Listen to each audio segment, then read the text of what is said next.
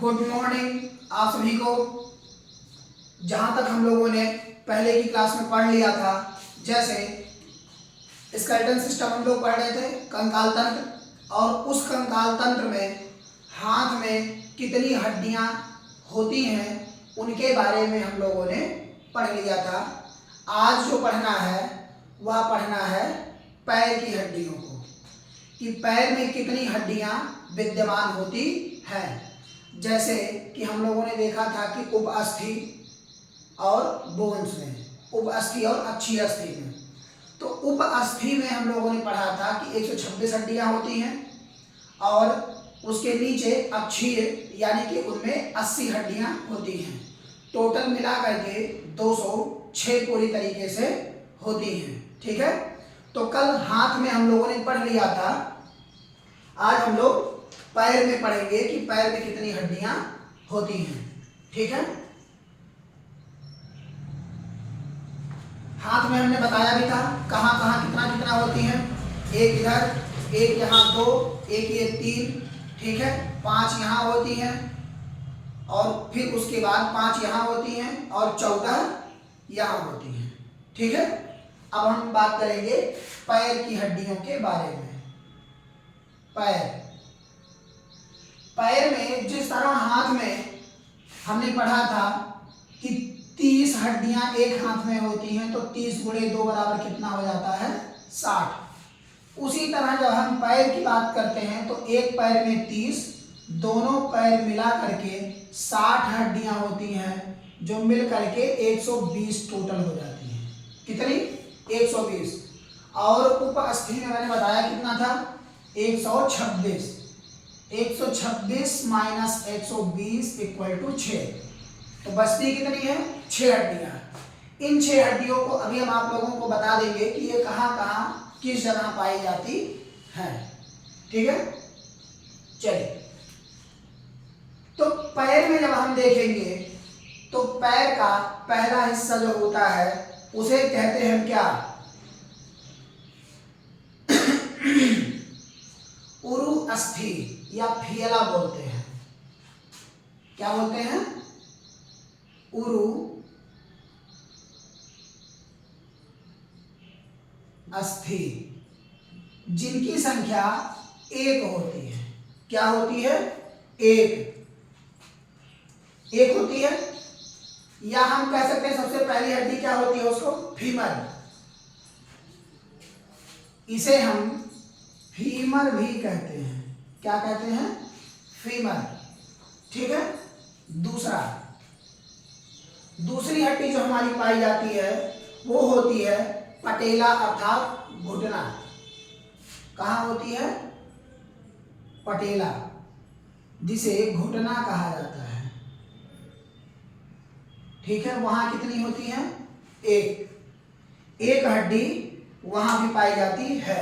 उसके बाद अगला है टिबिया अर्थात पैर, ये नीचे का हिस्सा जो होता है। तीसरा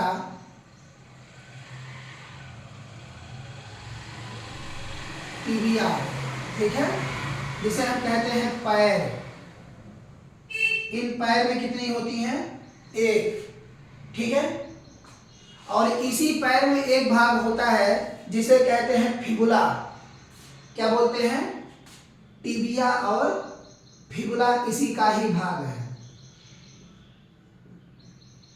फिबुला इसी पैर में ही पाया जाता है। जब आपने देखा होगा कि ये नीचे का पैर, चलिए अभी हम पढ़ लेते हैं, हम आपको बता देंगे कहाँ कहाँ कौन सी हड्डी पाई जाती है। पहले हम देख लेते हैं इनके क्रम को कैसे हैं। ठीक है, उसके बाद होता है एड़ी यानी कि टर्सल इसे बोलते हैं। टार्सल, क्या बोलते हैं? टार्सल अर्थात एड़ी। टार्सल का मतलब क्या होता है? एड़ी। और इस एड़ी में पूरी 7 हड्डियां पाई जाती हैं। कितनी? 7। ठीक है, 7। उस पर होता है मेटाटार्सल। क्या होता है? मेटाटार्सल, जो होता है 5वां, उसे बोलते हैं मेटाटार्सल। ठीक है, इसमें पूरी 5 हड्डियां पाई जाती हैं। ठीक है, कितनी पाई जाती हैं? 5। उसके बाद उंगली,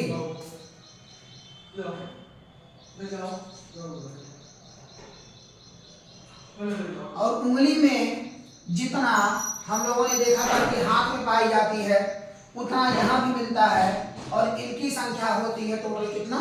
14। ठीक है, इनको हम पूरी तरह से पहले जोड़ लेते हैं। तो कितना हो रहा है? 1 1 2 1 3 1 4 7 4 11 11 5 16 16 4 20 और 10 30, यानी कि 30 अगर एक पैर में तो 30 गुणे 2 बराबर 60। यहां तक क्लियर हुआ? अब ये कहां कहां किस जगह पाई जाती हैं उनको आप लोग जान लीजिए। जैसे पहला मैंने कहा उरु अस्थिया, इसे कहते हैं फीमर। फीमर ये जांघ का जो हिस्सा होता है, ये वाला हिस्सा यहाँ, वो हड्डी यहाँ पाई जाती है। यहाँ के मांसपेशियों की अधिकता बहुत ज्यादा होती है। कैसी होती है? बहुत ज्यादा। ठीक है, उसके बाद है पटेला अर्थात घुटना। ये जो घुटना है यहाँ से यहाँ तक के जोड़ने का कार्य करती है, एक हड्डी यहाँ पर बीच में पाई जाती है। उसके बाद टिबिया और फिबुला, ये दोनों पैर में होते हैं। आप देखेंगे जब स्ट्रक्चर, तो एक इस बगल से और एक इस बगल से, दोनों एक एक बगल से जाया जाता है, एक एक बगल से ला करके निकालता है। ठीक है, उसके बाद अगला है टार्सल, यानी कि एड़ी। एड़ी में पूरी 7 होती है, मेटाटार्सल में 5 होती है, यानी कि जैसे ये पंजा है इसी तरह पंजा उसमें भी होता है। ये हथेली जिसे बोला जाता है, उसमें कितनी होती है? 5। और उंगली, जैसे इसमें मैंने 14 गिनवाया था आप लोगों को, उसी तरह उसमें भी पैर में भी 14 उंगलियां होती हैं। ठीक है, तो 30 एक पैर में, तो 2 पैर में मिला करके पूरा 60। ठीक है, अब इसके बाद बचा कितना? 6 हड्डियां कहाँ होती हैं उनको भी हम लोग देख ले रहे हैं कि वो हड्डियां 6 होती कहाँ है। ठीक है, पहला जो होता है उन्हें कहते हैं पैल्विक या श्रोणि मेखला।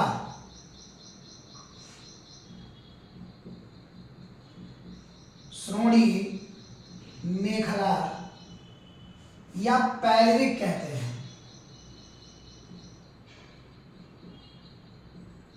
पैल्विक। ठीक है, इसमें 2 हड्डियां पाई जाती हैं। कितनी? 2 हड्डियां पाई जाती हैं। और दूसरा जो है उसे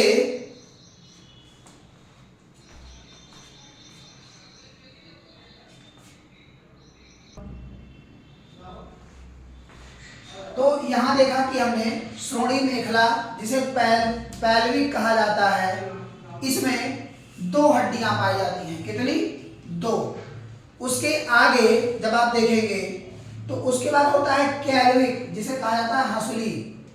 जिसे कहा जाता है हंसुली, वो कैल्विक होती है।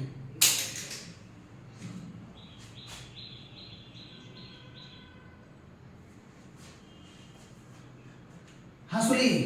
ठीक है, दूसरा कौन सा है? हंसुली, जिसे कैल्विक कहा जाता है। ठीक है, कैल्विक। इनकी भी संख्या 2 होती है। कितनी? इनकी भी संख्या 2 होती है। और तीसरी जो होती है उसे कहते हैं स्कैपुला या अंश मेखला। अंश मेखला, इन्हीं को स्कैपुला भी कहा जाता है। इनकी संख्या कितनी होती है? 2। ठीक है, जैसे क्या होता है कि आपने देखा होगा ये वाला यहाँ का, आप एक हड्डी इधर गई होगी, एक हड्डी इधर, इसी को हंसुली कहा जाता है। क्या कहते हैं? हंसुली। हंसिया के तरीके से बनी होती है, उसी के बनने के कारण से ही इसे हंसुली कहा जाता है। श्रोणि मेखला ये स्त्रियों में होता है, अंश मेखला ये भी स्त्रियों का ही है, पुरुषों में भी होता है और स्त्रियों में, दोनों में होता है। ठीक है, जो प्रजनन के दौरान यानी कि जब बच्चे को जन्म देती हैं तो यही फैल जाता है, जिनसे उनको दर्द का एहसास बहुत कम होता है। ठीक है, यहाँ तक आप सबके समझ में आ गया। यानी कि 2 यहाँ से, 2 यहाँ से और 2 यहाँ से मिल करके 6 बनती है, जो टोटल 126 होती है। कितनी? 126। ठीक है, अब आते हैं अक्षीय अस्थि पे। ठीक है, अक्षीय अस्थि पे यानी कि एक्सियल बोन।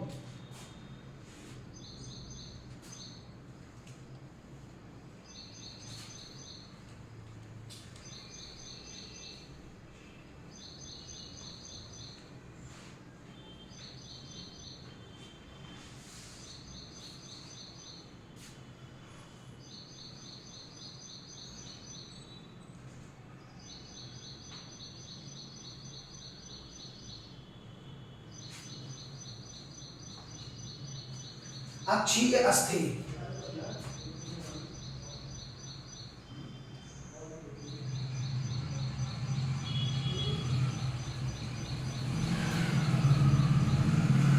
अस्थि। ठीक है, यह अस्थि जो होती है नर्म अंगों को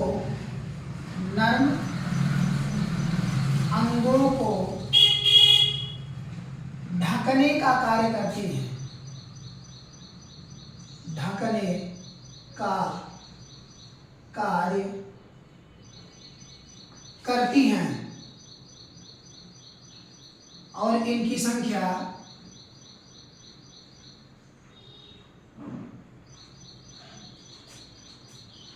इनकी संख्या 80 होती है। कितनी?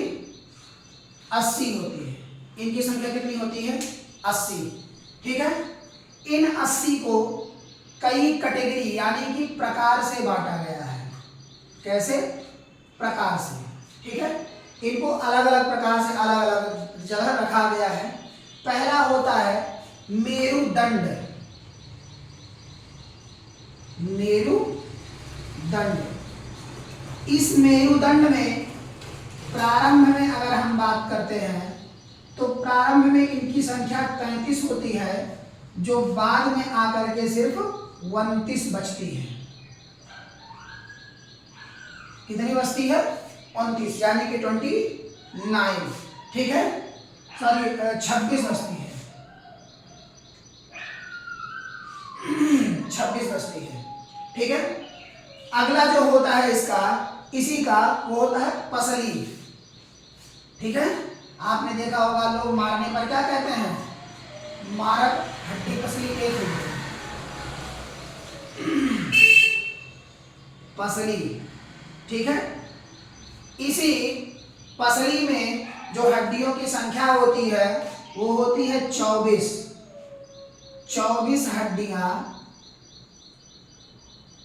होती हैं पसली में। ठीक है, यानी कि हड्डी पसली सब एक। ठीक है, उसके बाद होता है स्टर्नम। अगला जो है उसे कहते हैं स्टर्नम, जिनकी संख्या 1 होती है। कितनी होती है? 1। ठीक है, यह आपस में जोड़ने का कार्य करती है। आपने देखा होगा पखुरे पर ऐसे ही हाथ लटका हुआ है, तो यहाँ पर एक जोड़ने वाला काम होता है। उसी जोड़ने वाले कार्य को यही स्टर्नम करता है। ठीक है, वही जोड़ने वाला कार्य स्टर्नम करता है। अगला जो है उसे बोलते हैं सिर अर्थात हेड, यानी कि खोपड़ी। हम क्या कहते हैं? खोपड़ी। खोपड़ी में टोटल जो हड्डियों की संख्या होती है वो होती है 29 अर्थात 29। ठीक है, यानी कि इनकी संख्या 29 होती है। ये अलग अलग तरह से पूरी तरीके से बटी होती है। ठीक है, अलग अलग तरह से बटी होती है। जैसे मैं यहाँ ऊपर बता दे रहा हूँ आप लोगों को कि किस किस जगह कितना कितना बटती है।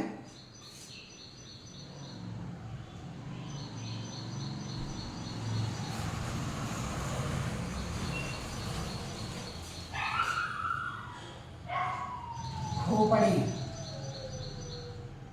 टोटल 29। ठीक है, यह कई कैटेगरी में बढ़ती हैं और कई कैटेगरियों में ये जानी भी जाती है। ठीक है, तो पहला जो है उसे कहते हैं चेहरा। चेहरा, चेहरे में टोटल हड्डियों की संख्या 14 होती है। ठीक है, चांद सा चेहरा 14 हड्डी। ठीक है, यानी कि मारेंगे एक झापड़ तो 14 चौकड़ी बेकार, कहते हैं ना, चांद का चेहरा बेकार हो जाएगा, वही चीज है। दूसरा है कान।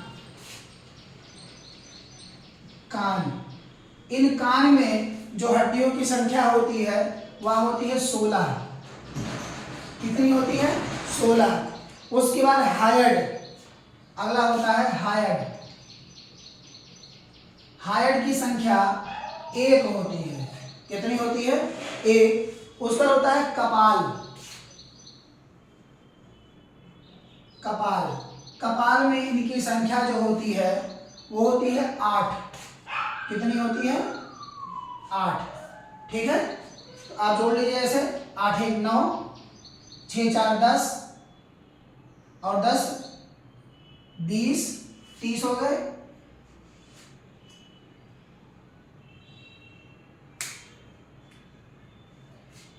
30 1 31, 10 10 20, 20 10 30, 30 9 39। कितनी होगी टोटल? 39 39 रह गए। 39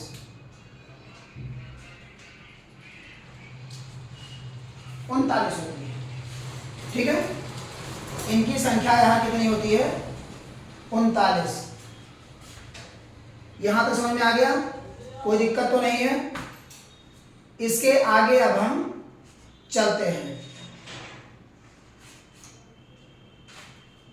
इसके आगे, ठीक है, तो ये हमारे हड्डियों का बंटवारा था, जिस जिस जगह से जो जो हड्डी पाई जाती है। ठीक है, यहां तक समझ में आ गया? कोई दिक्कत तो नहीं है? तो इनमें टोटल 80 हड्डियां थी। ठीक है, ऐसे आप जोड़ेंगे 39 1 40, 40 और 33, 40 30 70, 3 जो होता है वो 73 और उसके बाद 80।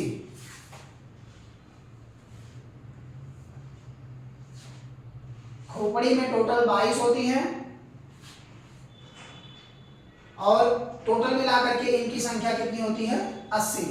ठीक है, अलग अलग तरह से इनको बांट दिया गया है। ठीक है,